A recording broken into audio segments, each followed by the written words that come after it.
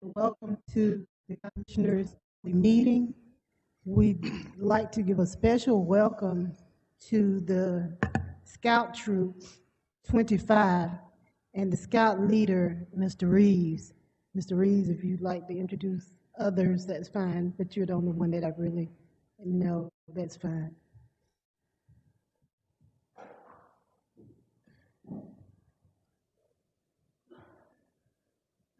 Thank you. I want to thank the commissioners for letting us come tonight and be a part of this opening ceremony for the commissioners meeting.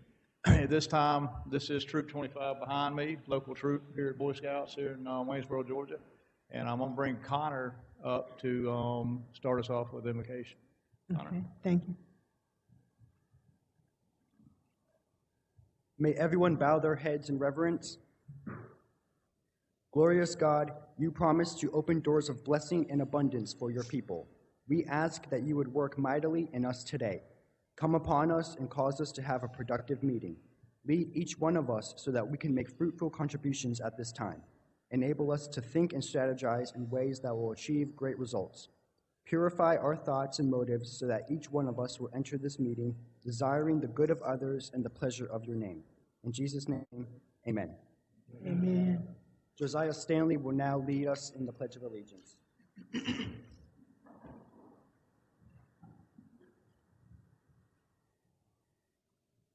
pledge allegiance to the flag of the United States of America and to the republic for which it stands, one nation, under God, indivisible, with liberty and justice for all.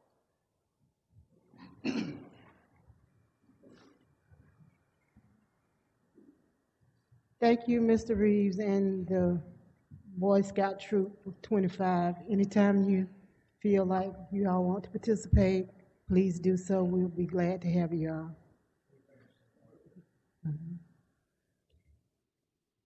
The meeting is called to order. Please look at agenda item 2, selection of the chair and vice chair for 2022.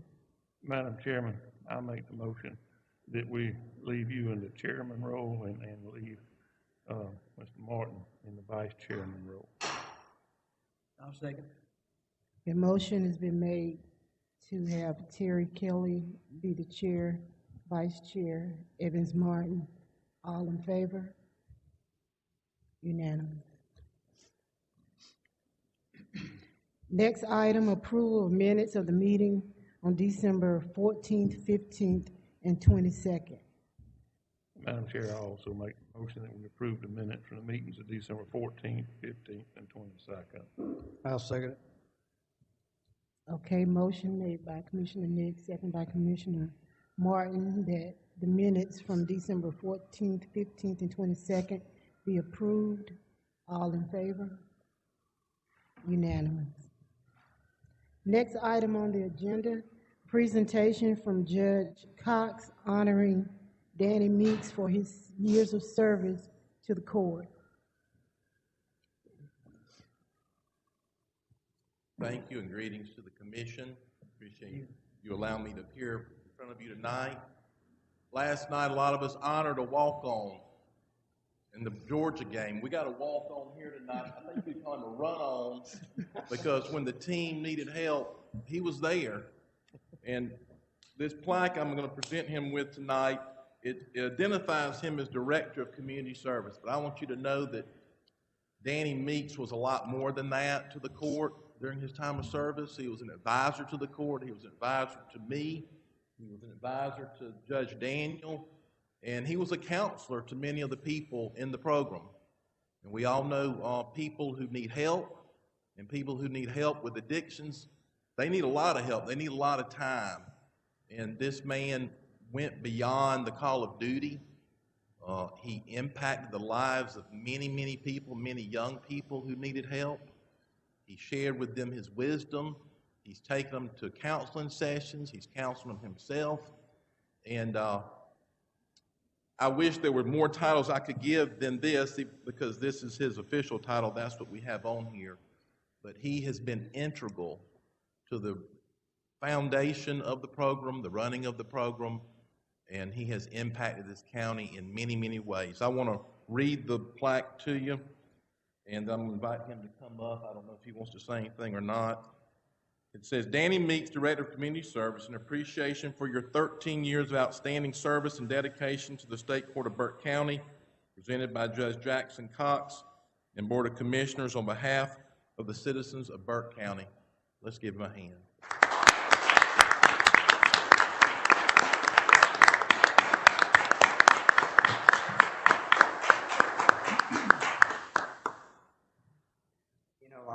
I'm like everybody else. I love this county, and I have an addiction, and I still got it. But I ask God on a daily basis to keep me clean and sober. That's what it's about. The reason that I love it, because it whipped my. But you can't tell anybody how to get back if you ain't never been nowhere. And I've been there, and I love helping people, and I love Jack Cox. What he has done for this county. Thank y'all. Thank you, Mr. Dan.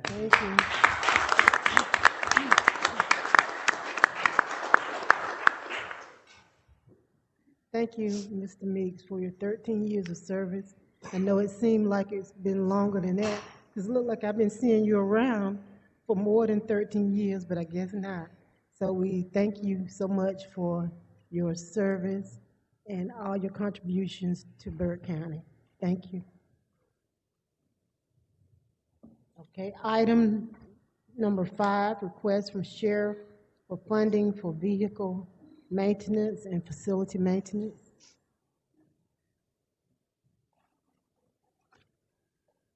Yes, Madam Chair, I wanted to come before you and ask you again if you would please consider funding the Sheriff's Office budget with the monies necessary for us to pay maintenance and vehicle maintenance, building maintenance and vehicle maintenance. As the Commission knows, that money was taken and set aside into a fund that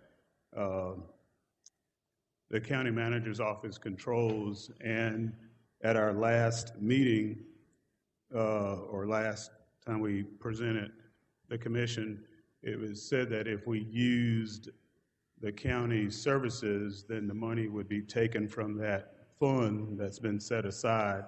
But we have since hired a company to clean for us, and we need the funding to pay those folks. And we are having our vehicles serviced at Firestone here in town, and we need funding to pay those bills, frankly. And so we are appealing to the Commission once again to give us the funding to do so. Okay, any questions for the Sheriff? Sheriff, up to this point, everything y'all turned in has been paid. Do you have any outstanding bills, or do you? No, the bills are being paid.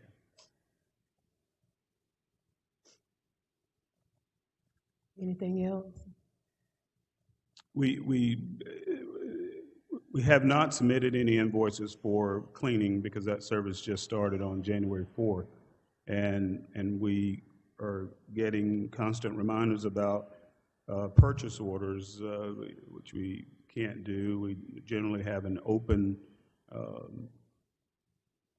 account to pay those bills, and of course that's not the case here, and so we're just renewing our request to the Commission to provide funding for those resources. Okay, any questions from the commissioners? Okay, if not, Sheriff will take this under consideration. Yes, ma'am, thank you. Mm-hmm.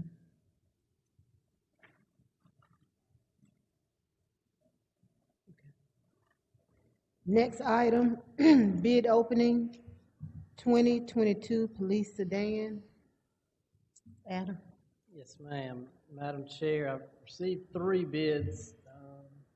They appear to be just one for the 4x4, separate, one by the 4x4, and then one just for the police pursuit rated utility vehicle. I do not believe we have any for the sedan, but as we open this one, we could find one. So give me a moment. This one first is again on the 2022 police SUV.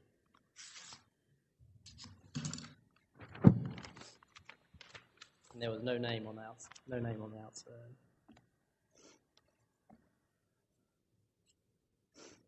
All right, appears to be from Paul Thigpen Ford. The bid amount is $39,994. May take up to 12 to 16 weeks before arrival. That was, the SUV. Yes, sir. This is for, just double check. Yes. These, What was the amount? it is $39,994. All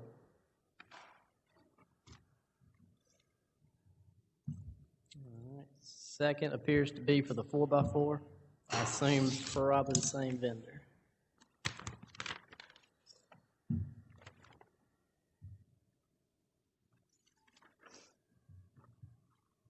It is Paul Thigpen. It is $35,994. And he's got some comments on here we can review for tomorrow, but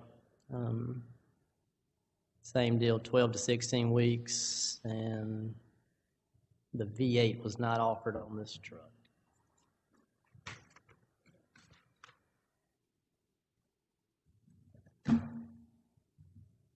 It's taped up pretty good.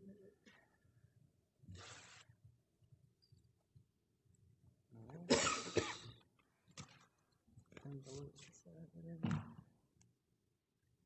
one appears to be just on the truck as well. This is coming from Beck Auto Group. This is again on the truck. Yes, sir. This is just on the 4x4. Their bid is $39,390. Again, $39,390. Truck is in stock. It's a 2021 year model, and vinyl front and rear seats. And that was Beck Ford Lincoln out of Florida. That's $39,390. That is all the bids we have. I believe all this was bid last month as well, so they could combine those with those bids for discussion, possibly Finance Committee tomorrow. Do we have a time for that meeting? Obviously, Mr. Is somebody gonna fill in for Mr. Abrams? Mr. Yeah, Lucius? Terry, can you fill in for Lucius? Yeah, so y'all wanna do it at 4 o'clock? 4's fine with me.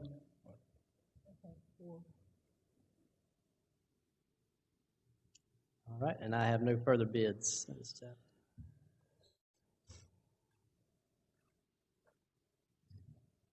Okay, is that it? I'm good.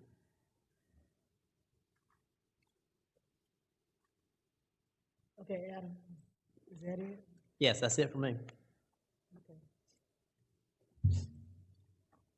Okay, so we're on agenda item 9, final reading of ordinance 2201, amending the speed limit regulations on county roads. So the Public Works Committee asked for a few changes to the county's speed limit ordinance. And this ordinance adds speed limits for Spring Branch Church Road, Jack DeLago Road, Johnson Road, and Idlewood Road. So each one is added at 45 miles per hour. And the ordinance is on the agenda for the first reading. So if we, the board, are satisfied with the changes to the speed limits, then we can adopt. Madam Chair, if there's no further questions, I'll make a motion for the final reading of ordinance 22-01, amending the speed limit regulations on the county road. Yeah, Madam Chair, I'll second the motion, but this is the second reading. We had the first reading in December. Right, this is the final That is reading. correct.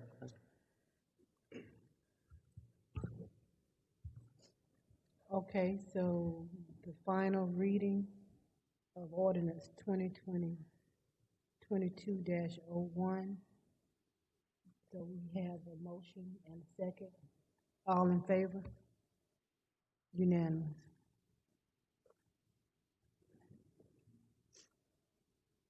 Okay, next item, 10, adoption of resolution approving a proposed local redistricting map. A few weeks ago, commissioners met with board members, sat down and actually drew our maps and agreed upon the said changes. And those changes were based on the 2020 census. The agreed upon maps kept 2 majority black districts and kept all 5 districts within 1% of population deviation for the target of 4,919 as a population. And the ads have been placed in the True Citizen, and this will be going to the delegation of the General Assembly. So adoption, we need an adoption, so we need a motion.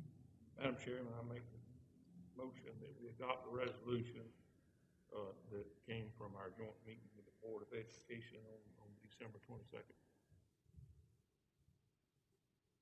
I'll second.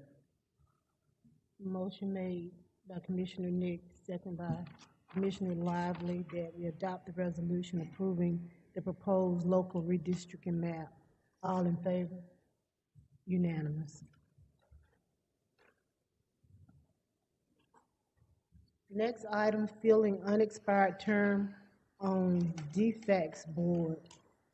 Mr. Cummings, Mayor Cummings, passed, and that created a vacancy on the board. We really will miss all of his contributions, so we definitely will have to pick someone who would be concerned about being a servant leader. So if we don't have anyone today. Commissioner Abrams was going to bring us a name back this month, but with him being sick, Okay. I hadn't discussed with him what the name was. Okay, let's table this item until next month.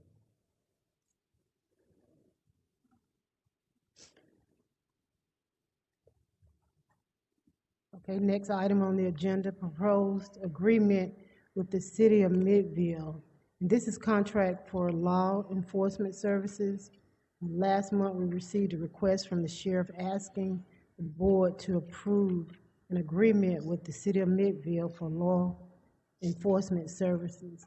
And after determining the exact nature of the services to be provided to the city, drafted an agreement for the parties to review. So Merv drafted that agreement. The sheriff's office is okay with the terms. The City of Midville is now in agreement with the terms also. So any questions on this? I got a question for the sheriff. Last month we had, I think you can answer it without getting on the microphone, but last month Midville had asked us to hold off at the meeting because they had nothing more to change. Are you happy with what changed, if anything changed? Yes, sir. We're satisfied with the contract. Do you know if anything specifically changed from the last meeting with Midville, or they just wanted more time to review? Yeah, I think there was some misunderstanding about the part of the meeting. Okay. Thank you. I got a question about that. All right, so if it's my understanding right, Midville had 3 cars down there. Is that correct? As far as I know, that they used? I'm only familiar with one police car they had. Okay. Well, I was down there this weekend. They had 3, but whatever. I think maybe only one's operational. Okay.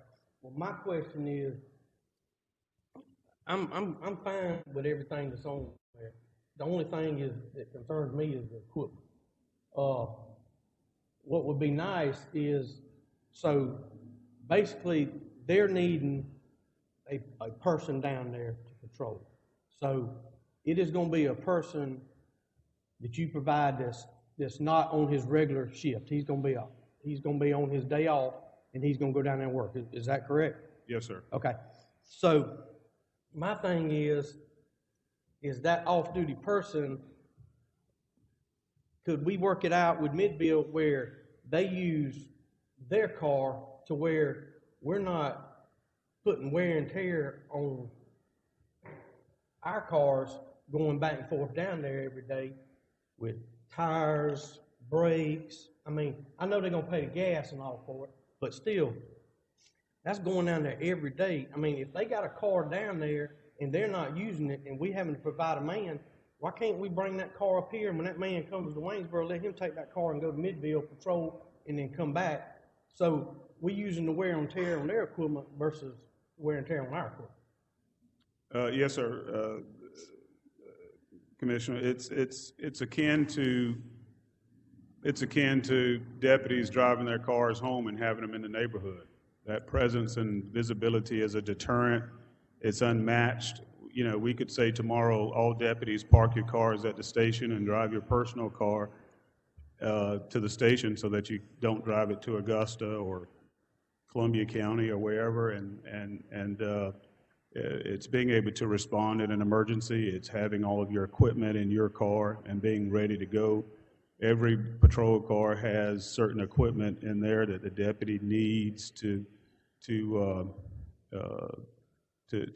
his or her job. This, you know, it's not like having a jump bag on an ambulance where you can just grab a book bag and jump on another ambulance. I mean, it's your shotguns are in there, your equipment's in there, your. And I understand that, but I mean, I think that they ought to have to pay for some equipment. I mean, you know what I mean? I mean, that's a lot of wear and tear on our stuff going down there every day, not on a regular duty officer. I mean, he's going to work off duty just well safe for somebody else. And then, but we're having to, with all the wear and tear on our vehicles and stuff going back and forth down there. I mean, that's a lot all the way to Midville. Well, yes, sir. It's for 6 months. It's until they get their business together in terms of what kind of SPLOST money they have to buy cars. I think they're in the process of hiring a police chief, hiring their own officers, figuring out how much money they have to buy cars and that sort of thing. So I think this is a very limited and very temporary situation. In addition to that, you're not going to have the same officer going every day. And so it's not going to be a situation where I think it's going to amount to any real costs for this limited period of time. Surely there'll be some. They have set up an account for our folks to buy gas. That's always been in place. In fact, when we were in Midville, if we needed a few gallons of gas, they've always allowed our deputies to go and get a couple of gallons of gas on their account. But this is very limited. It's very temporary. This will be no different than Plant Vogel saying, you know, can you get some deputies out here to work? And we sent them out there in a marked patrol car. It would be more of a disservice and an inconvenience to have them leave their cars and drive Midville's car. I mean, they have one car that's operational, and it's on its last leg. I'm not. That's just the reality of what it is. But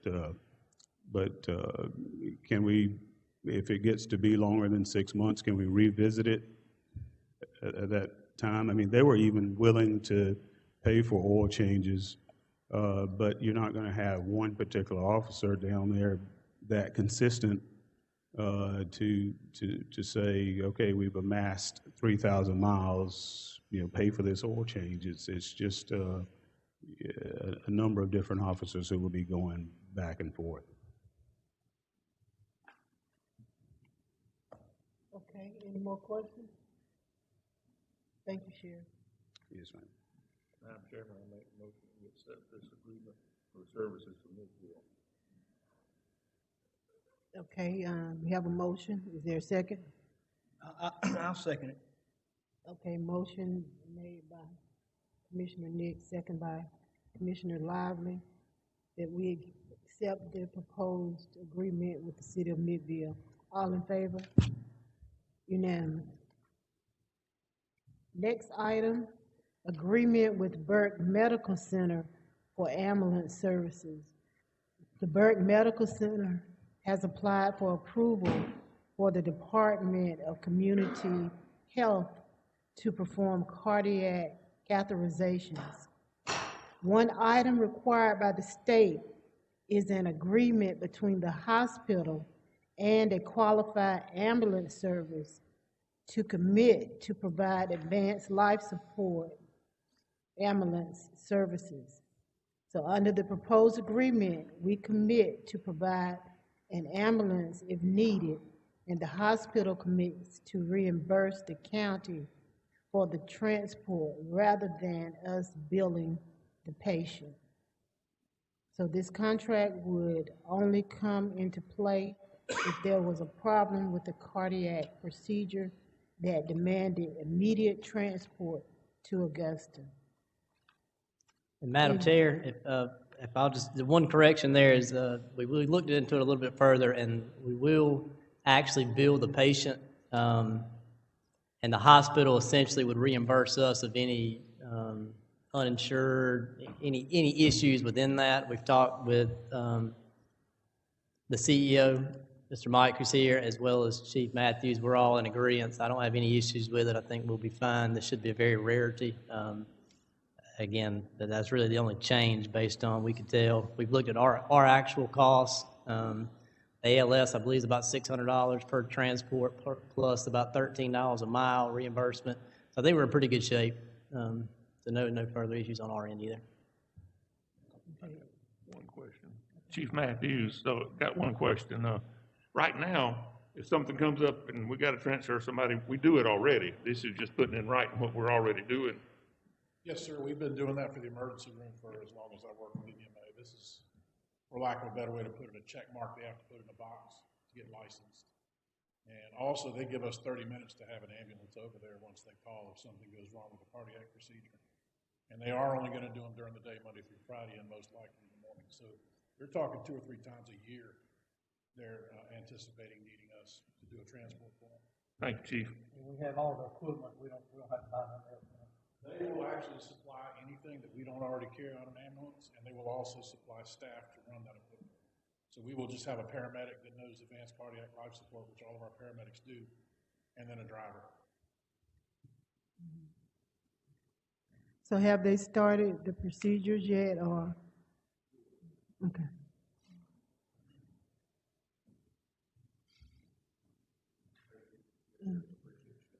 Considering the agreement. No, we're waiting for, I don't know if y'all have seen any construction on the front of the hospital. We're putting a mobile cath lab there temporarily till later on we'd like to expand and add it to the building as a renovation. So that would be probably arrive around February 15th.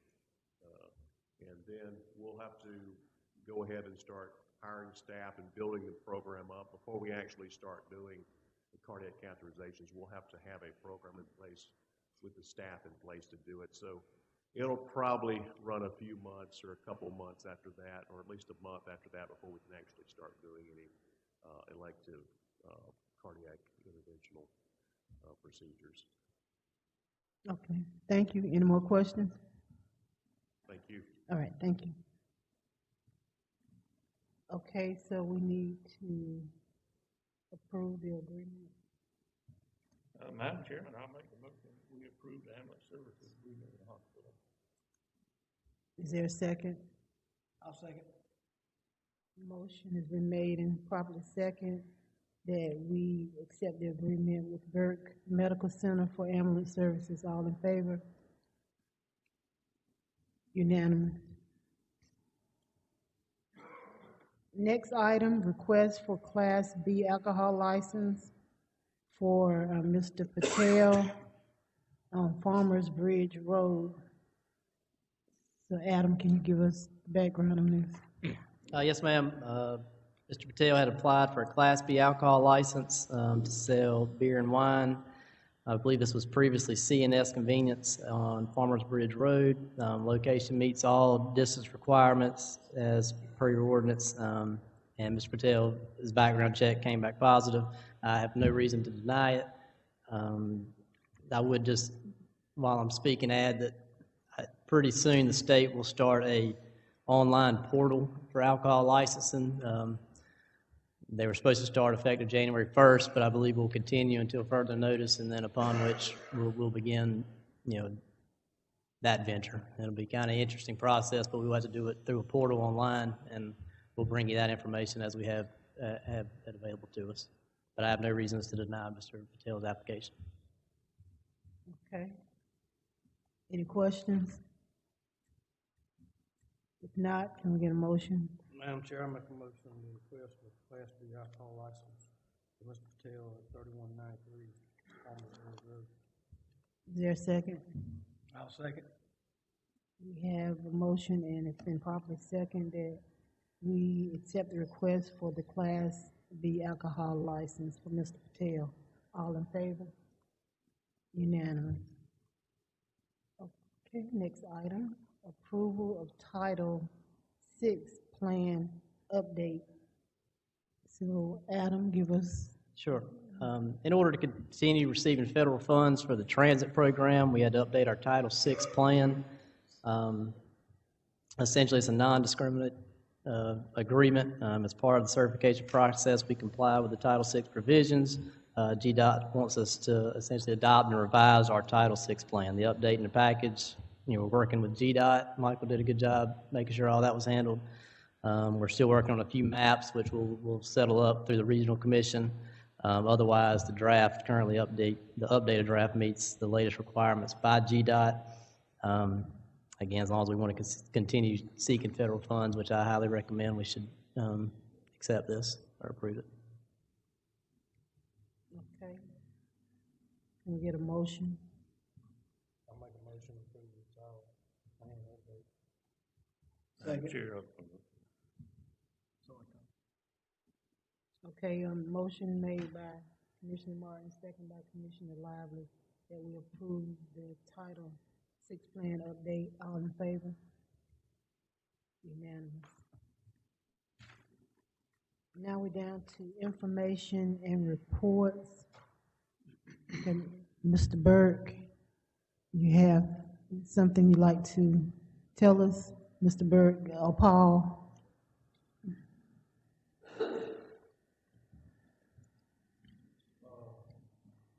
Road Department, as usual, December was a heavy trash month for us. We had a few hiccups, had one of the trash trucks went down for a couple of days, so we had to do what we had to do, so we turned over dumpsters with backhoes and put it in dump trucks and hauled. The shop did the best they could with the parts that were available. Pretty much got it to run on one axle instead of two, and we got it back on the road. The grade crew has been in various places in the county due to the recent rains, trying to keep some of these dirt roads in shape, keep the pipes open. Our maintenance crew, they've been installing new driveways, got a lot of new houses, lots open up. The grass cutting crew that during this time of the year, they pull double duty, running the pothole patcher and filling in potholes. Limb cutting crew, they're steady, and the shop's busy as usual, working on ambulances and fire trucks and bulldozers and backhoes. That's it. Paul, you got anything? I'll give a little more. I'll take up the Christmas. I'll give you all the night before we go through it. We started picking up garbage on the 27th.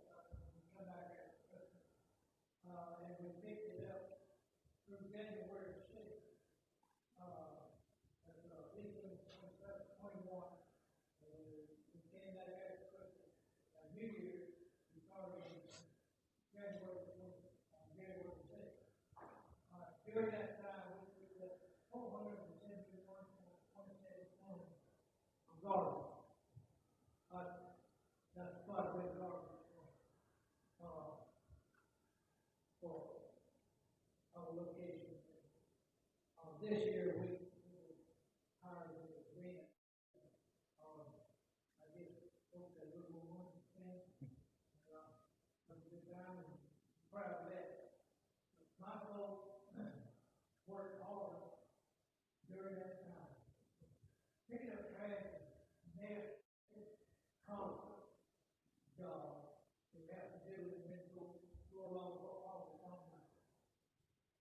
you had a trash truck break down, and I people in the shop literally took the whole back tires, two axle tires, and all, out from under, took one of them completely out from under, and put one of them, the one that would go up the trash, red, and tore out, took stuff out of it, parts out of it, but it wouldn't pull, and the motor pulled, it would get one place. Fixed it, made a plate to go over the holes where the dry gas and all went through and everything. Put it back under there. And we used it during Christmas, so we could get one fixed. We got a trash truck in the state running out. It's been down there about 3 weeks. We can't get parts to fix it. They can't get parts to fix it. And we're having a hard time with that. Well, I ask y'all for something to think about. I believe we got a trash truck, but Lord knows when we don't get it. But we were lucky the last one we got, we found somebody that had one sitting on the lot. Hard to do right now. But I'd like for somebody to feel around and see that whoever was the low bidder, if they can find us a truck on another lot, they'll get on that truck and get it for us if it costs $10 more or $10 less or whatever. If y'all work out something like that where we can get our hands on the trash. The way we're going now, constantly breaking down. It's embarrassing for us as the county big as we are to turn trash cans over.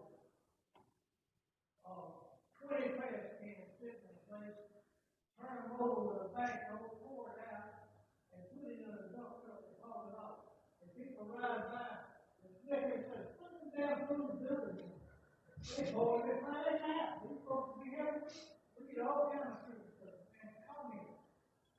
And when you explain what all we do, we'll let it stay there and go all the way to one. We're up against this kind of thing, and I just would like to ask y'all to think about it, talk about it, and see if we can find one somewhere that's anywhere close to the price that we got on the bid price. Maybe it's bad to bid, but we might find it. But it might cost $30 more, or $100, because we work out something like that. I would like y'all to think about it, if we try to work out something like that. It's just a constant thing. Another thing, most all of the people that I got wasn't hired for cash. They were hired to build roads, pave roads, do all kinds of road stuff, grade roads and stuff like that. Now, 2 days a week, I have to take those people that Dan had me do it over a year. Take those people and put them out there in that trash. And tell them, several years they got enough picking up trash and picking up that nasty trash and totally be clean and back and clean. So we don't have to do that if we can build up some over the business. And I'd like to think about this kind of thing, particularly if that's what I do with it. Thank you. Appreciate all your hard work, Mr. Jesse, Mr. Paul. But it's just important, it's embarrassing to us as a county, and it's embarrassing to me, it's embarrassing to all, for folks to come along, folks to think that, Mr. Jesse, you know we have to hear it too. That's right. We in the same boat. So I know you do. I want to cut it off for you. Yes, sir.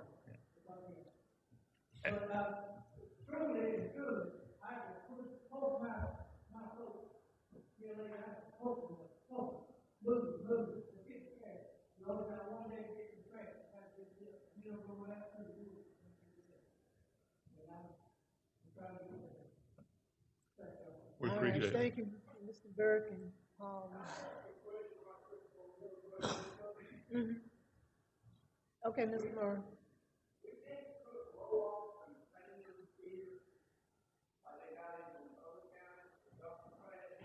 They have some.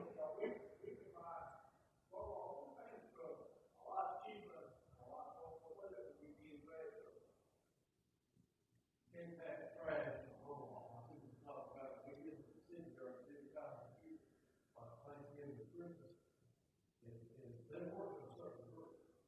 The trash truck is fish called, if you bring up, it's got land in it, it's packed, it's like compact on the inside. Now, when you go all that loose material, roll off, that's what it is, loose material. Because you haul 50 days of trash, it's called team. You know what I'm saying? And that's why the truck will roll off. If you take the body off the trash truck, put it side roll off truck, it's the same thing. Right? All you get rid of is the body and keep it off, or you get a piece of it off. But that's the thing, like everybody says, why can't you control it? Big stuff, all that needs stuff, it's like now, right?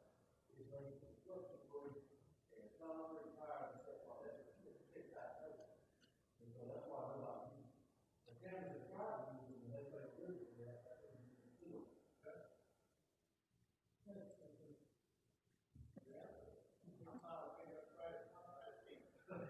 So, Adam, for the finance committee tomorrow, can you bring the bid back out? I think that was in November. Sure, I'll be glad And see to. what we had for who was low bid and who else was there and what they had available. Absolutely. Okay, Chief Matthews, you have anything? Josh? Sheriff and Chief Webster? Yes, ma'am, Madam Chair, thank you. Is it okay if I ask if we revisit, just very briefly, I forgot to ask something when I was up earlier.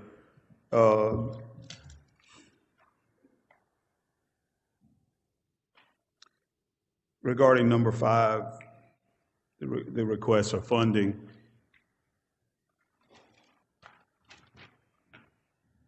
Okay, you can bring. Is that you okay? can bring Thank it you. up. Thank you, Madam Chair. Just very briefly, we had asked to have an open purchase order for gasoline purchases. The commission gave us $360,000 for fuel. We're currently at $190,000. We will need $170,000 more. I think I made the commission aware when we did the budget back in October that we were going to have to come back before the body to get additional funding. And you said you would deal with that at that time. But we're just asking for an open purchase order so that we are not having to submit these authority to pay informations to you. We just really need just an open purchase order so that we can pay those bills without having to come back before the commission each time. And I didn't think to bring that up when I talked about item 5. So just wanted to add that to it as you take it into deliberation. Okay, thank you. Yes, ma'am. I'll be very brief on the annual report. As the commission knows, each year the Sheriff's Office submits an annual report that chronicles everything that we have done over the past year. Every arrest, every weapon taken, every amount of drugs or money seized. And so I'm going to be very brief tonight. We got some of our folks here from the Sheriff's Office, and Madam Chair, I'm just extremely proud of the folks that we have working at the Sheriff's Office. We're very happy to report to you, to this commission, crime is down 57% as compared to last year. About 60% as compared to 5 years ago when I took office. Any leader would be glad to have a 15% drop. 20, you're happy. We're at 57% over last year. And if we can look very quickly, on page 12 of the report, the book is smaller because we tried to save money. So you got a smaller book. Yeah. I think you expected that, right? But looking very quickly, we gave you a 5-year history so you can see over 5 years, and there's no fudging of the numbers whatsoever. We didn't have any rapes last year. We're happy about that. We had 8 robberies in 2020. We only had 1 this past year. That is a significant decrease. Had 20 aggravated assaults the previous year, only 11 last year. We cut our burglaries in half. We had 62 in 2020. We only had 31 in 2021. Theft of motor vehicles, we had 59 in 2020. We only had 17 last year.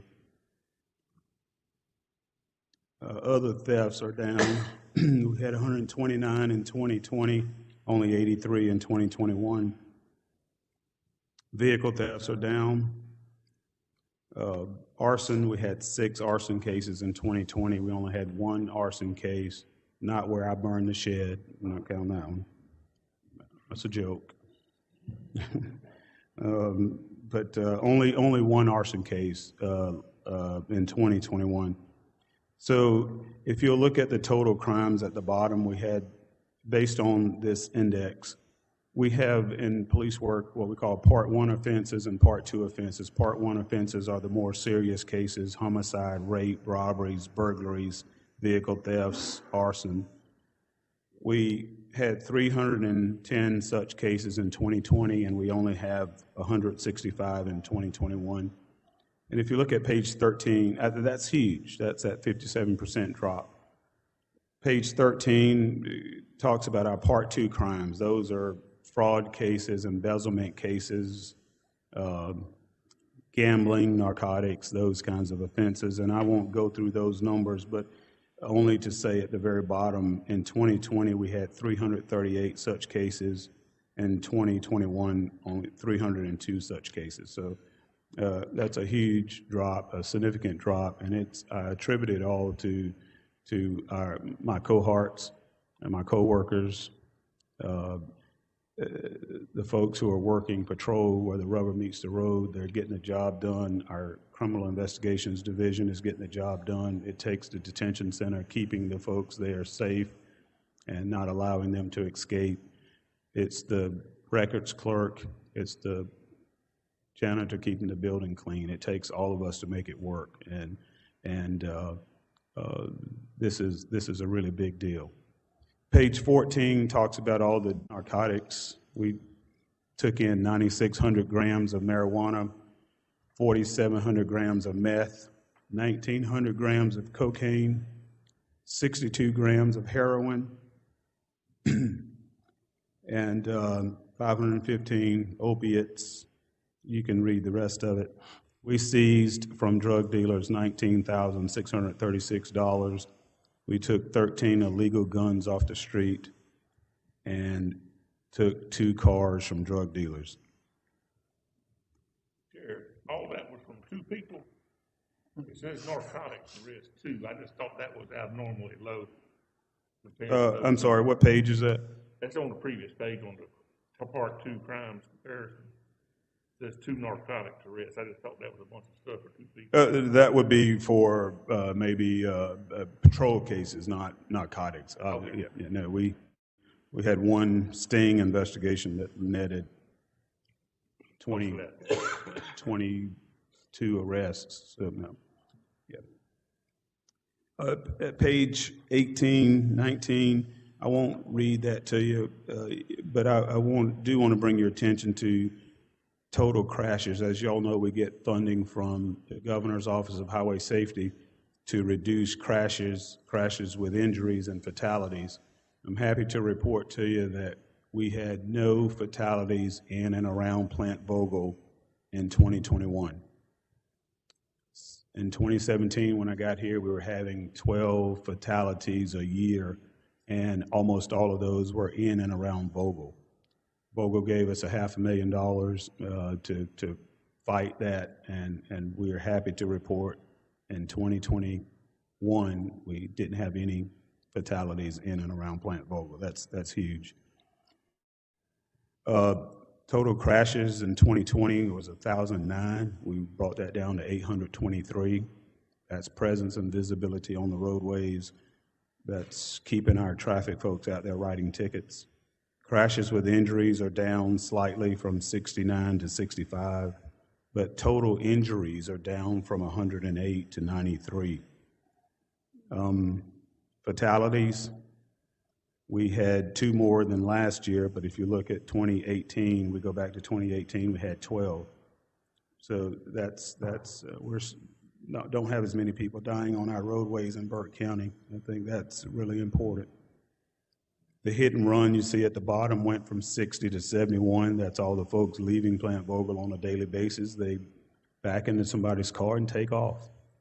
That has kept us extremely busy, but I gotta say, it's not taken away from the number of persons on the road because they hire our deputies to work the parking lots. And so those deputies working specifically for Plant Vogel handle those hit and run situations. So those are the numbers we wanted to bring to you. I think that if you look on page 24, 25, talks about all the business we do in the court services. 34,000 people walk through the metal detectors at the new Judicial Center. We scanned 8,800 bags, fingerprinted 365 people over at the new courthouse, took 362 knives off of folks, some pepper spray, some other items. They arrested 45 people last year at the courthouse who may have come in with a warrant, or the court may have said, take these persons into custody.